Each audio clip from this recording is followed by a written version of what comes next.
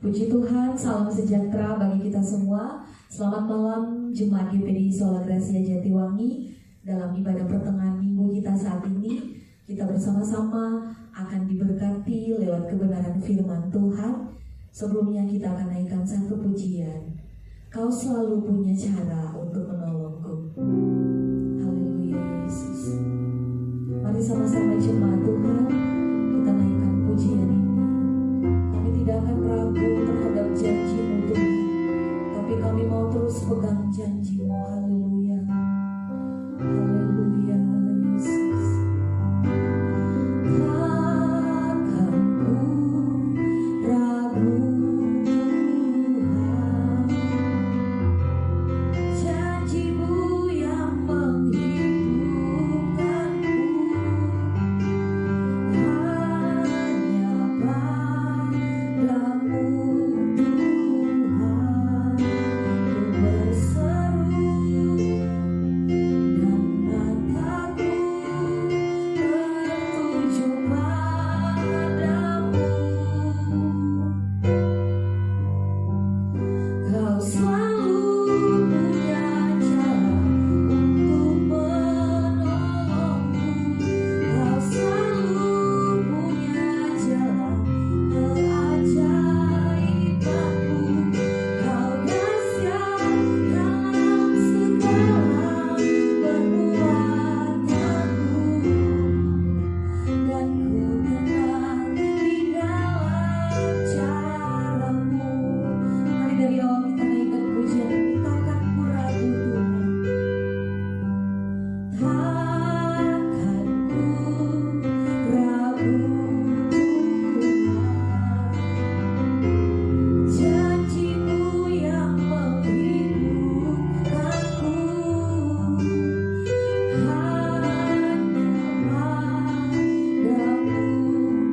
Tuhan ku berseru, dan mataku tertuju padamu. Amin Tuhan. Kau selalu punya cara untuk menolongku. Kau selalu punya jalan keajaibanmu. Kau dahsyat dalam segala perbuatanmu, dan ku tenang di dalam cara-Mu. Sekali lagi, kau selalu punya cara untuk menolongku. Kau selalu punya jalan keajaibanmu. Kau dahsyat dalam segala perbuatanmu, dan ku tenang di dalam cara-Mu. Amin Yesus. Haleluya Tuhan. Terima kasih Tuhan Yesus, terima kasih. Haleluya, haleluya. Terpujilah Engkau Tuhan. Kami sangat bersyukur sore hari ini Tuhan. Kami masih diberi kesempatan oleh Tuhan untuk menikmati segala berkat kemurahan Tuhan lewat ibadah pertengahan minggu saat ini. Kami rindu kami diberkati lewat firman-Mu. Kami rindu mendapat sesuatu dari Engkau Tuhan. Kami percaya Tuhan Yesus, tidak ada yang kebetulan apa yang kami jalani sepanjang hari ini, tapi kami percaya segala sesuatu semuanya ada dalam kendali-Nya Tuhan. Engkau Tuhan yang berdaulat sepenuhnya dalam setiap keberadaan hidup kami, bahkan seluruh jemaat Tuhan yang ada pada malam hari ini Tuhan. Kami mau membuka hati kami. Kami mau rindu diisi lewat firman Tuhan. Berfirmanlah bagi kami saat ini Tuhan. Urapi hamba-Mu yang akan menyampaikan firman Tuhan. Nyatakan apa yang menjadi isi hati Tuhan bagi kami semua saat ini. Urapi seluruh jemaat Tuhan yang akan mendengarkan firman Tuhan. Kami percaya lewat firman Tuhan, kami akan semakin didewasakan rohani kami, dan kami semakin bertumbuh dalam pengenalan akan Tuhan, dan kami akan semakin kuat Kami tidak akan ragu terhadap janji Tuhan, karena kami percaya janji Tuhan ya dan amin. Dan janji-Mu adalah janji yang luar biasa, yang akan kami terima ketika kami mau membuka hati dan mengizinkan Roh Kudus untuk bekerja dalam setiap hati dan pribadi kami. Terima kasih Tuhan, kami siap mendengarkan firman Tuhan. Di dalam nama Tuhan Yesus kami berdoa dan bersyukur. Haleluya, amin.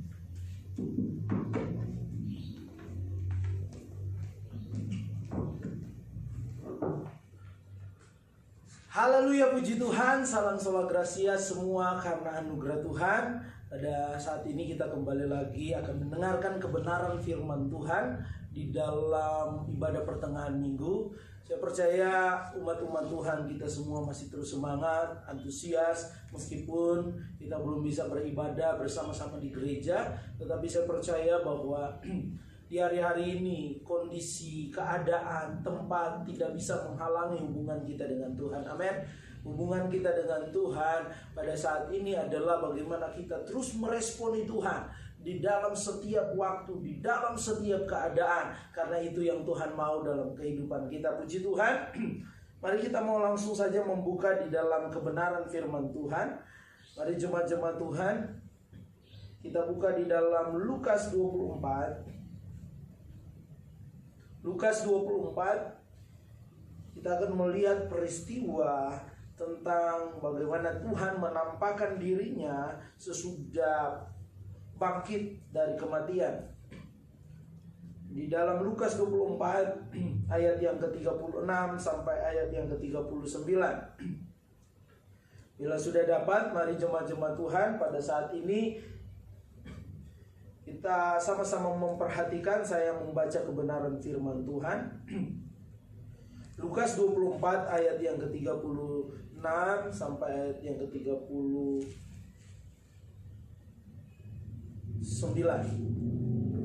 Mari kita perhatikan. Yesus menampakkan diri kepada semua murid. Ini judul Lembaga Alkitab Indonesia. Dan sementara mereka bercakap-cakap tentang hal-hal itu, Yesus tiba-tiba berdiri di tengah-tengah mereka dan berkata kepada mereka, "Damai sejahtera bagi kamu." Mereka terkejut dan takut dan menyangka bahwa mereka melihat hantu. Akan tetapi ia berkata kepada mereka, "Mengapa kamu terkejut dan apa sebabnya timbul keraguan-raguan di dalam hati kamu?" Ayat yang ke-39. "Lihatlah tanganku dan kakiku. Aku sendirilah ini. Rabalah aku dan lihatlah, karena hantu tidak ada daging dan tulangnya, seperti yang kamu lihat ada padaku." Puji Tuhan. Pada sore hari ini saya nggak akan bicara tentang kebangkitan Yesus, tetapi saya ingin bicara tentang bagaimana satu kondisi yang pada saat itu menjadi respon murid-murid ketika Tuhan menampakkan diri.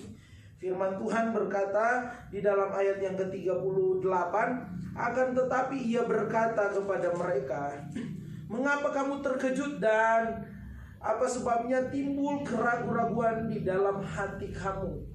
Ini pernyataan Tuhan Yesus ketika pada saat itu menampakkan diri kepada murid-muridnya. Dan ternyata Tuhan tahu ketika mereka ada bersama-sama, ternyata murid-murid memiliki keraguan-raguan. Dan ini menjadi pembahasan kita pada sore hari ini, pada malam hari ini. Tadi pujian sudah diawali dengan "Takkan ku ragu Tuhan." Ini menunjukkan satu pujian yang tadi kita nyanyikan, menunjukkan satu percaya, satu kondisi di mana terus beriman sungguh kepada Tuhan. Tetapi peristiwa yang kita telah baca ini berbeda, di mana pada saat itu yang terjadi adalah murid-murid berkumpul dan tiba-tiba Tuhan menampakkan diri. Dan pada saat itu justru membuat murid-murid ragu apa benar itu Tuhan Yesus sebagai yang merupakan guru mereka, yang selama ini bersama-sama mereka sebelum pada akhirnya Yesus disalib, ditangkap dan disalib, atau hantu. Dan ini yang akan kita belajar pada saat ini, di mana memang dalam kehidupan kita sebagai manusia kita memiliki perasaan yang namanya ragu. Seorang karyawan ketika dia diberi tugas dalam satu perusahaan atau oleh pemimpinnya, terkadang mungkin bisa memiliki keraguan. Apakah saya bisa mengerjakan tugas atau tanggung jawab dari perusahaan atau dari bosnya ini dengan baik atau nantinya gagal. Seorang pelajar tentunya terkadang memiliki keraguan, apakah saya bisa lulus atau tidak. Di hari-hari ini, di masa-masa pandemi ini, mungkin banyak terjadi keraguan-raguan dalam kehidupan para dokter, di mana apakah pasien yang mereka tangani ini bisa sembuh atau pada akhirnya mungkin meninggal. Manusia memiliki begitu banyak hal yang datang dalam hidupnya, dan terkadang respon yang terjadi adalah ragu. Dan ini bentuk secara jasmani. Tetapi pernahkah kita sadari dalam kehidupan manusia, kita sebagai pengikut Tuhan, kita juga terkadang dalam hidup kita memiliki respon keraguan terhadap hal yang bersifat rohani. Tentunya dalam hal sifat rohani bicara tentang kepercayaan kita kepada Tuhan. Ini yang harus kita sadari pada sore hari ini, bahwa dalam kehidupan manusia kita memang mungkin memiliki perasaan ragu. Tetapi jangan sampai keraguan ini yang harus kita perhatikan. Kita harus berhati-hati. Perasaan ragu atau keraguan ini harus kita bisa kendalikan, harus bisa kita kalahkan. Terlebih di dalam hal hubungan kita dengan Tuhan, hal rohani kita. Sebab apa? Karena ketika kita memiliki keraguan di dalam hal kerohanian kita kepada Tuhan, ini adalah satu dosa yang serius. Saya mau katakan bahwa keraguan adalah suatu dosa yang serius di pemandangan Tuhan. Ketika kita meragukan Tuhan itu sendiri. Itu sebabnya mari pada saat sore hari ini kita harus melihat kebenaran firman Tuhan. Kita harus waspada. Terkadang banyak orang Kristen waspadanya di mana menganggap bahwa persinahan, mencuri, membunuh, korupsi, atau dosa-dosa yang mungkin kita anggap besar, sehingga pada akhirnya kita menganggap keraguan itu bukan sesuatu masalah. Wajar manusia bisa ragu kepada Tuhan. Tetapi ingat bahwa kita harus berhati-hati, bahwa keraguan yang ada dalam hidup kita itu bisa menjadi dosa yang serius ketika kita mulai meragukan kuasa Tuhan. Karena apa? Dari keraguan itu pada akhirnya orang bisa murtad kepada Tuhan. Dari keraguan itu orang pada akhirnya menyalahkan Tuhan. Dari keraguan itu orang pada akhirnya bisa melakukan dosa. Dari keraguan itu orang pada akhirnya ketika itu dibiarkan, maka itulah celah dari iblis untuk apa? Untuk menguasai hidup manusia itu sendiri. Itu sebabnya mari pada malam hari ini di dalam ibadah pertengahan minggu ini kita harus benar-benar memperhatikan bahwa memang dalam hidup kita manusia memiliki yang namanya perasaan ragu. Tetapi kita harus berhati-hati, jangan sampai kita mengabaikan keraguan itu dalam hidup kita, terutama dalam hal percaya kita kepada Tuhan. Di hari-hari ini jangan sampai kita ragu kepada Tuhan. Amin. Jangan sampai kita ragu kepada Tuhan. Apapun masalah hidup kita, apapun yang sedang kita alami, apapun yang sedang kita hadapi, ingat, kita nggak boleh ragu kepada Tuhan. Dia ketika Tuhan berjanji, dia pasti menepati. Ketika Tuhan bertindak, pasti ada hal-hal yang besar akan terjadi. Dan saya akan bawa kita melihat bahwa sebentar kita akan lihat beberapa contoh terhadap penyebab keraguan itu sendiri. Dan saya bawa kita lewat firman Tuhan pada saat ini, satu komitmen kita, mari kita mau tetap percaya sungguh kepada Tuhan. Amin. Kita melihat hal yang pertama, penyebab dari keraguan itu sendiri. Yang pertama, kita mau lihat di dalam Lukas 24, masih di dalam Lukas 24, dalam perikop yang berbeda, dalam judul yang berbeda. Di dalam Lukas 24 ayat 13 sampai ayat yang ke-35, di situ menceritakan tentang ada dua orang, firman Tuhan katakan dua orang murid Yesus yang pada saat itu berjalan menuju ke Emmaus. Dan kalau saya belajar dalam teologi bahwa dua orang itu adalah Kleopas dan istrinya. Pada saat itu mereka pada akhirnya meninggalkan Yerusalem dan pergi kembali ke Emmaus. Dan dalam perjalanan ke Emmaus, firman Tuhan berkata mereka bertemu dengan Yesus. Yesus menampakkan diri kepada mereka. Tetapi saya membawa kita melihat penyebab keraguan itu sendiri dari cerita ini. Kalau kita melihat bahwa pada akhirnya Kleopas dan istrinya mengalami yang namanya keraguan di dalam Tuhan. Kalau kita baca di dalam ayat yang ke-21, ketika mereka sudah berjumpa dengan Tuhan Yesus dan mereka tidak menyadarinya, mereka berkata, pada saat itu mereka sebenarnya curhat, mengungkapkan isi hati mereka, perasaan mereka pada saat itu, bahwa ayat 21 katakan, padahal kami dahulu mengharapkan bahwa dialah yang datang untuk membebaskan bangsa Israel. Tetapi sementara itu telah lewat 3 hari sejak semuanya itu terjadi. Tetapi beberapa perempuan dari kalangan kami telah mengejutkan kami pagi-pagi buta. Mereka telah pergi ke kubur dan tidak menemukan mayatnya. Lalu mereka datang dengan berita bahwa telah kelihatan kepada mereka malaikat-malaikat yang mengatakan bahwa ia hidup. Ini ayat 21 khususnya menekankan tentang bahwa pada saat Kleopas dan istrinya menjadi murid Yesus, yang mungkin tidak seperti 12 murid Yesus, tetapi firman Tuhan mengatakan di sini menunjukkan mereka adalah pengikut Tuhan yang setia. Pada saat Yesus, pada saat itu mereka lihat secara mata jasmani mereka.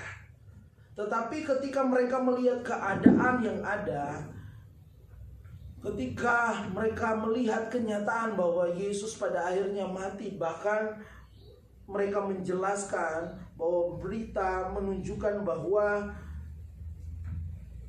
kubur Yesus pada saat itu kosong. Apa yang terjadi?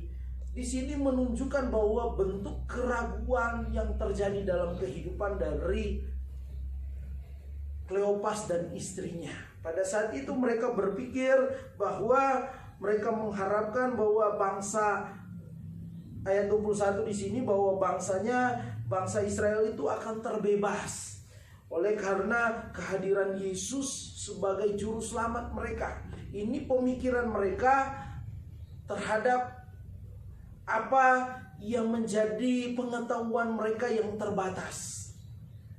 Dan saya ingin membawa kita kepada penyebab keraguan. Yang pertama adalah ketidakmengertian terhadap firman Tuhan, yang sebenarnya akan membawa kita pada akhirnya bisa meragukan Tuhan. Pada saat itu Kleopas dan istrinya rupa-rupanya berpikir bahwa mereka mengerti firman Tuhan hanya sebatas hal yang mungkin menurut pemikiran mereka, atau hal yang sempit saja, bahwa mereka berpikir Yesus adalah Mesias, pada akhirnya membebaskan bangsa Israel dari jajahan pada saat itu dari Romawi, orang dari kerajaan Roma. Tetapi kenyataannya sebenarnya firman Tuhan sedang berbicara tentang hal rohani. Tuhan pada saat itu bukan membebaskan bangsa Israel dari yang namanya bangsa Romawi.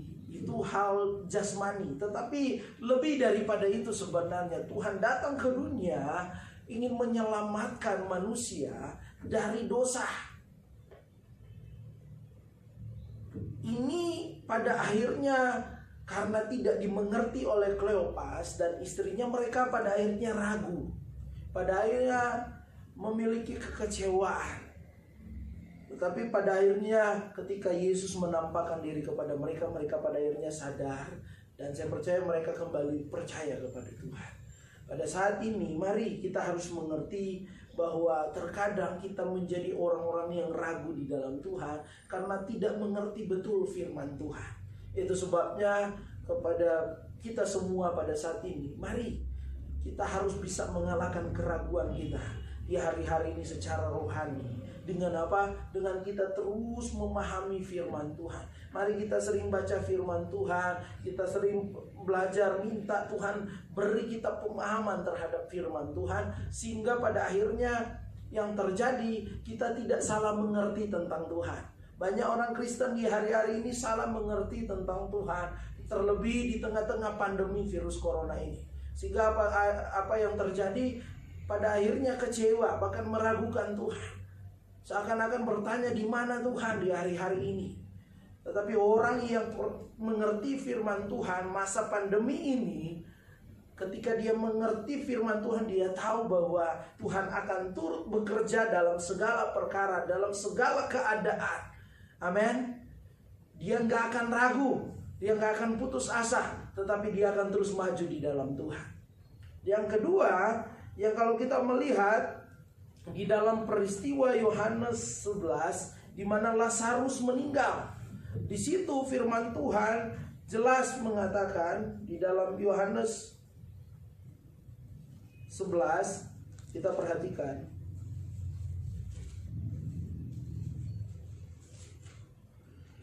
Dalam Yohanes 11 di situ tentang Lazarus dibangkitkan.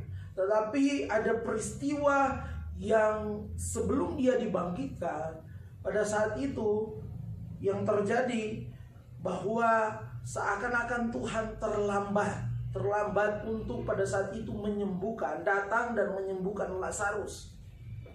Dan pada saat akhirnya Lazarus sudah meninggal, baru Tuhan Yesus datang. Dan respon dari Marta pada saat itu kita perhatikan dalam ayat yang ke-21. Maka kata Marta kepada Yesus, Tuhan, sekiranya engkau ada di sini, saudaraku pasti tidak akan mati. Ini pendapat pemikiran daripada Marta. Dia berpikir ketika Tuhan Yesus hadir waktu Lazarus masih sakit, belum meninggal, pasti dia bisa disembuhkan. Tetapi sekarang ayat 22, firman Tuhan katakan, tetapi sekarang pun aku tahu bahwa Allah akan memberi kepadamu segala sesuatu yang engkau minta kepadanya. Ini satu ungkapan pernyataan, kalau kita melihat keluar dari bibir, mulut dari Marta, dia percaya terhadap kuasa Tuhan yang luar biasa, yang sanggup melakukan segala sesuatu.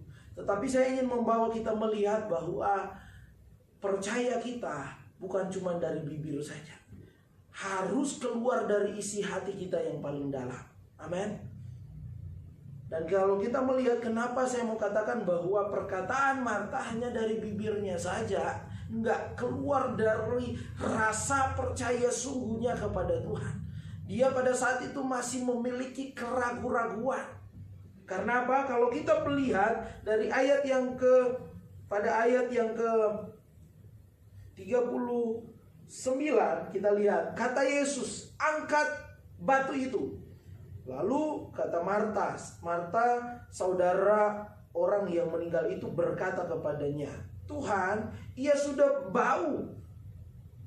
berbau sebab sudah 4 hari ia mati. Padahal ayat yang ke-22 dia mengakui tentang kemahakuasaan Tuhan. Tetapi ayat yang ke-40 ketika Tuhan katakan angkat batu itu yang menghalangi kuburan dari yang menutupi kuburan dari Lazarus pada saat itu. Tetapi Marta langsung memberikan statement bahwa Lazarus sudah meninggal, sudah beberapa hari, tubuhnya pasti sudah berbau, udah busuk. Mana mungkin? Ini yang saya mau katakan, bahwa percaya kita bukan cuma dari mulutnya. Memang ada yang namanya perkataan iman. Tetapi perkataan iman yang sebenarnya bukan cuma kita berkata, tetapi itu keluar dari hati kita. Percaya sungguh kita. Dan ini saya mau bawa kita melihat yang kedua, bahwa pada saat itu yang terjadi, Marta memiliki keraguan. Dia nggak benar-benar percaya sungguh berasal dari hatinya, hanya dari mulutnya. Karena apa? Dia tahu sudah terlambat. Dia tahu kondisi yang ada sudah terlambat. Lazarus sudah meninggal. Dengan kata lain, nasi sudah jadi bubur, nggak bisa lagi. Segala sesuatu sudah terlambat. Di hari-hari ini, apakah kita seperti Marta, berkata bahwa dalam hati kita, atau berkata kepada keluarga kita, kepada orang lain, semuanya sudah terlambat, semuanya sudah nggak mungkin, semuanya sudah nggak bisa untuk berubah lagi, semuanya sudah terjadi, nggak mungkin lagi bisa diperbaiki. Tetapi firman Tuhan mau katakan, lawan, kalahkan keraguanmu. Di dalam Yesus nggak ada kata yang terlambat. Amin. Di dalam Yesus nggak ada kata yang terlambat. Mungkin bagi kita di hari-hari ini, di masa-masa ini, kita berkata, Tuhan sudah terlambat. Hal-hal yang saya mohonkan, hal-hal yang saya rindukan, semuanya di hari-hari ini nggak kelihatan, nggak nampak. Tuhan sudah terlambat.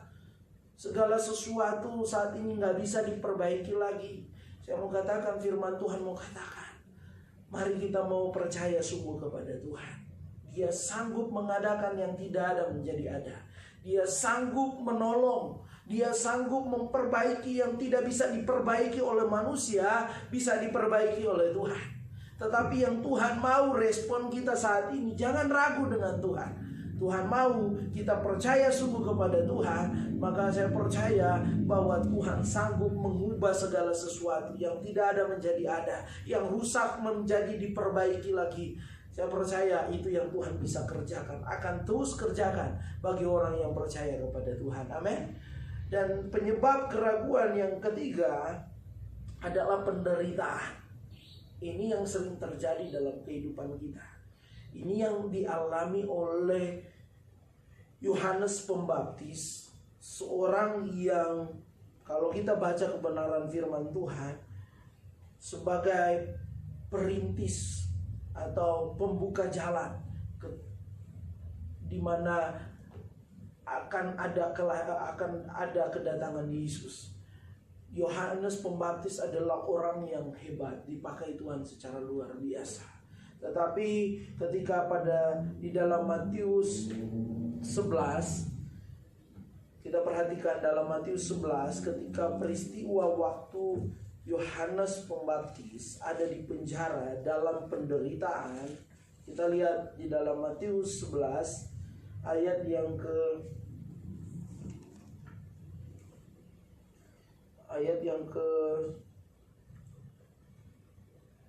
2.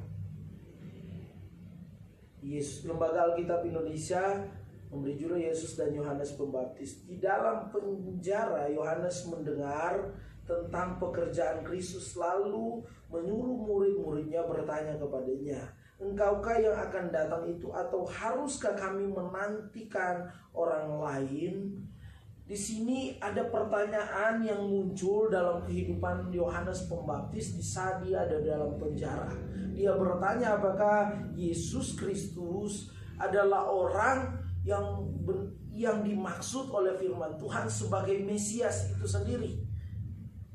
Padahal kalau kita baca kebenaran firman Tuhan, kita akan mendapati bahwa Yohanes Pembaptis yang membaptis Yesus, dan pada saat itu langsung mendengar penyataan Tuhan. Tetapi pada saat Matius 11, peristiwa dalam Matius 11 ini yang terjadi, dia masih bertanya kembali. Saya mau katakan ini bukan bicara tentang bagaimana Yohanes Pembaptis memastikan keadaan Yesus sebagai Mesias atau tidak. Tetapi pada saat itu karena kondisi yang ada membuat Yohanes Pembaptis mengalami yang namanya keraguan. Hati-hati. Di hari-hari ini kita harus menyadari bahwa penderitaan, tantangan hidup itu membuat orang bisa meragukan Tuhan.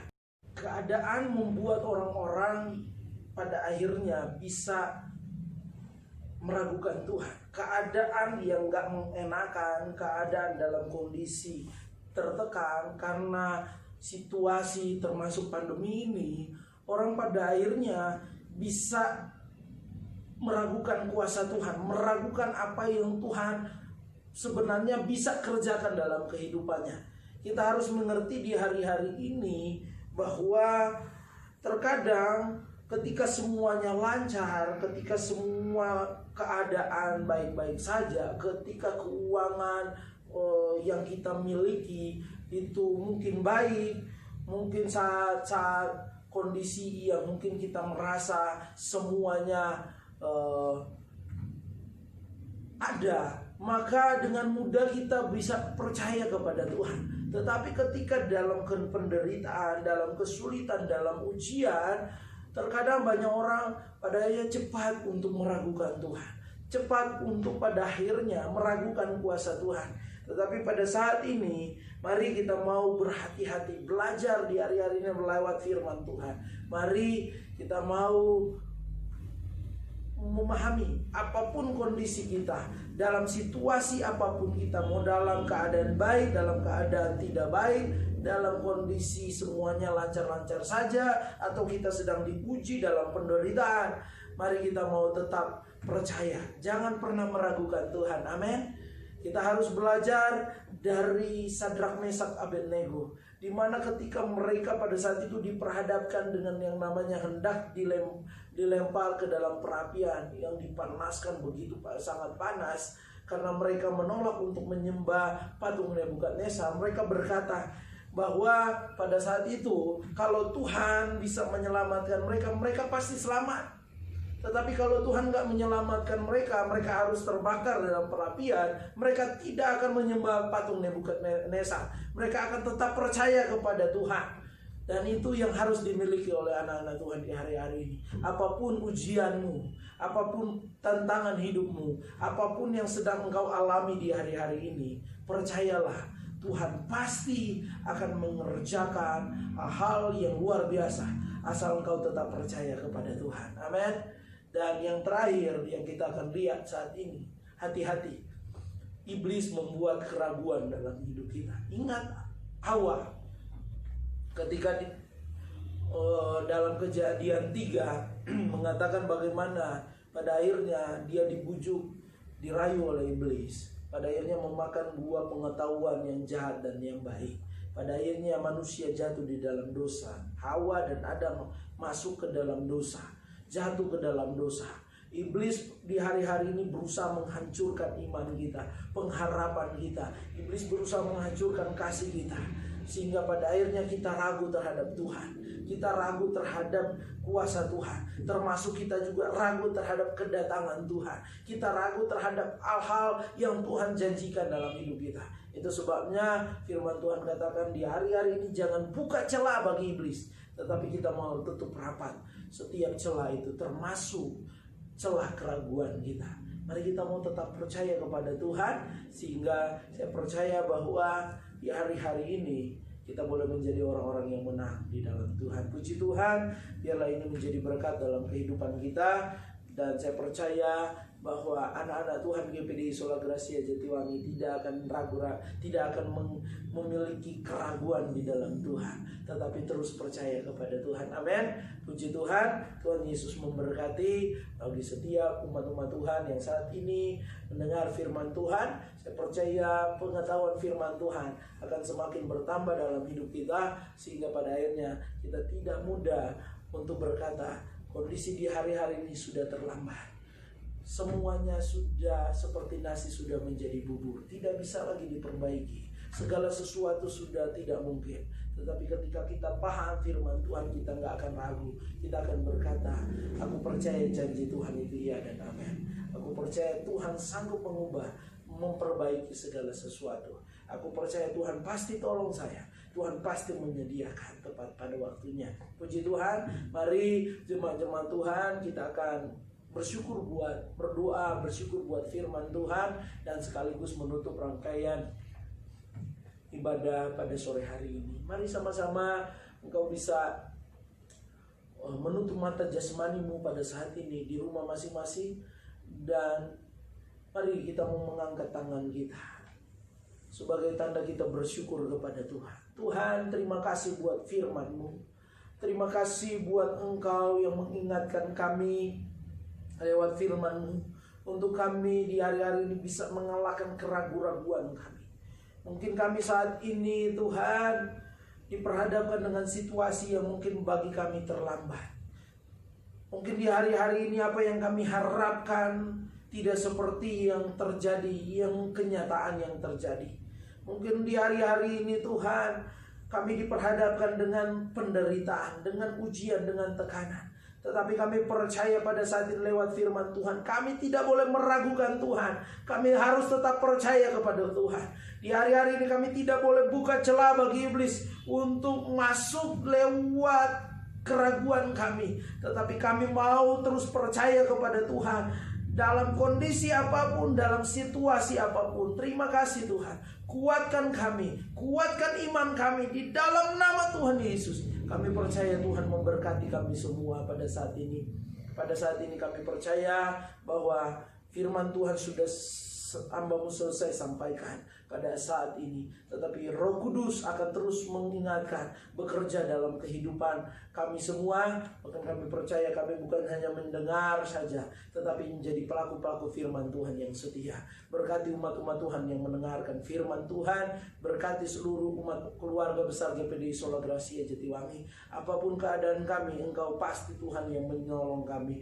Yang sakit Tuhan sembuhkan, yang tertutup jalan Tuhan bukakan jalan. Dalam usaha pekerjaan yang di hari-hari ini mungkin diperhadapkan dengan tantangan, masalah, Tuhan pasti akan menolong. Tuhan pasti membuka pintu-pintu berkat yang baru dalam kehidupan umat-umat Tuhan. Kami percaya Tuhan tidak pernah terlambat. Terima kasih Tuhan, Engkau sungguh baik bagi kami. Kami terus bawa dalam keberadaan pelayanan di tempat ini, yang dimana kami masih ibadah online kembali. Kami berdoa Tuhan, biarlah Tuhan jamah situasi di Kabupaten Majalengka, bahkan di Jatiwangi, sehingga semuanya kembali kondusif dan kami kembali bisa beribadah bersama-sama di gereja dan memuliakan nama Tuhan. Ampuni dosa kami Tuhan. Kami percaya bahwa pekerjaan Tuhan di tempat ini adalah milik Tuhan. Itu sebabnya kami serahkan dalam tangan Tuhan. Kami percaya ketika kami benar-benar setia di dalam Tuhan, Tuhan pasti akan menolong. Tuhan pasti akan melindungi kami. Tuhan pasti akan memberkati juga pekerjaan Tuhan di tempat ini. Terima kasih Tuhan, Engkau sangat baik bagi kami. Pada saat ini kami berdoa Tuhan, kondisi pandemi virus corona yang mungkin kami sama-sama rasakan, kami berdoa biarlah Tuhan turun tangan bagi bangsa kami, bagi Kabupaten Majalengka, bagi Jatiwangi, sehingga kami terbebas dari virus corona. Jauhkan jemaat-jemaat Tuhan, jauhkan keluarga besar GPDI Sola Gracia Jatiwangi dari virus corona. Biarlah Tuhan beri kami kesehatan, kekuatan yang sempurna daripada Tuhan. Terima kasih Tuhan, Engkau sungguh baik, sangat baik bagi kami. Berkati pemerintah kami, baik Presiden, Wakil Presiden, para Menteri, sampai pada tingkat yang paling bawah RT RW yang ada. Biarlah pemimpin, orang-orang aparat pemerintah yang ada, semuanya yang saat ini Tuhan percayakan, biarlah beri mereka hikmat untuk mengambil keputusan, sehingga apapun yang menjadi keputusan dari mereka berasal dari hikmat daripada Tuhan yang mensejahterakan masyarakat yang ada. Tuhan tolong para dokter, para juga Tuhan perawat yang ada di garda terdepan untuk menangani virus corona. Tuhan tolong, Tuhan jauhkan mereka dari terpapar virus corona, tapi Tuhan bawa mereka jadi saluran mujizat kesembuhan. Terima kasih Tuhan, kami percaya penyebaran yang ada di Indonesia boleh terhenti, kesembuhan boleh nyata terus dalam kehidupan Tuhan pasien-pasien virus corona yang ada. Terima kasih Tuhan Yesus, Engkau sungguh baik dan sangat baik bagi kami. Mari jemaat-jemaat Tuhan, kita terus percaya kepada Tuhan, dan mari tadakan tanganmu dan terimalah berkat Tuhan. Dan kita akan mengakhiri rangkaian ibadah pada saat ini. Terimalah berkat Tuhan, berkat penuh berkat, limpahan berkat, curahan berkat, berkat daripada Allah Bapa, Anak dan Roh Kudus. Tuhan memberkati engkau jasmani rohani, Tuhan melindungi engkau, Tuhan menyinari engkau dengan wajahnya dan memberi engkau kasih karunia. Tuhan menghadapkan wajahnya kepadamu dan memberi engkau damai sejahtera pada saat ini sampai Tuhan datang kembali, dalam berkat nama Tuhan Yesus Kristus. Haleluya, amin. Puji Tuhan, selamat kita boleh pada saat ini terus ada dalam persekutuan dengan Tuhan lewat video yang khotbah pada saat ini. Dan untuk pengumumannya pada hari Minggu nanti kita masih akan mengadakan ibadah online karena situasi kondisi yang ada. Nanti akan ada pemberitahuan lewat WhatsApp ketika nanti kita bisa kembali beribadah di gereja bersama-sama. Puji Tuhan, Tuhan Yesus memberkati kita semua.